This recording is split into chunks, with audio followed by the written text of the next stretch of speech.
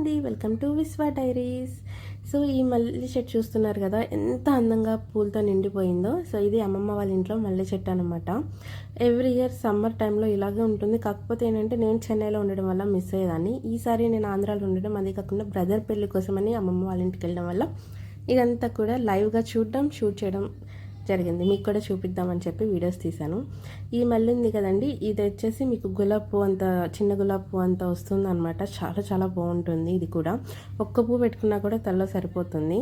ఇదైతే 2 చెట్లే ఉన్నాయి అనమాట. మిగిలిన మామూలు మల్లె చెట్లు వచ్చేసి 4-5 ఉన్నాయి అనమాట. సో అంతకుముందు తీసిన మొగ్గంతా కూడా 4 days ముందుది.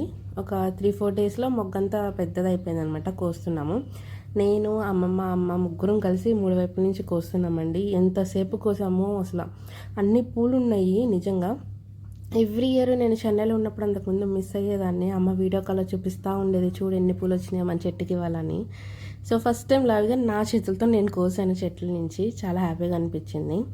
నెక్స్ట్ చూడండి ఎన్ని పూలు వచ్చినాయో మొత్తం కూడా. అక్కడికి మేము పూలు అక్కడ ఇంటి దగ్గర వాళ్ళకి ఒక ముగ్గురికి ఇచ్చొచ్చాము.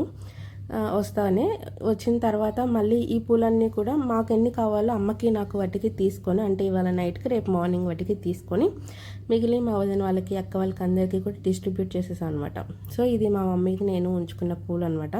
మా మమ్మీ కట్టేసింది చక్కగా. చూడండి ఎంత బాగుంది. ఇంట్లో ఇవి కొన్నవి కంటే కూడా మన ఇంట్లో చెట్లు చాలా చాలా సాటిస్ఫాక్షన్ అనేది ఉంటుందండి. పెట్టుకున్నప్పుడు ఆనందం వేరు. మన చేతులతో కోసి కట్టి పెట్టుకున్నది. సో మీ ఇంట్లో కూడా మల్లె చెట్లు ఉంటే కనుక కమెంట్ చేయండి.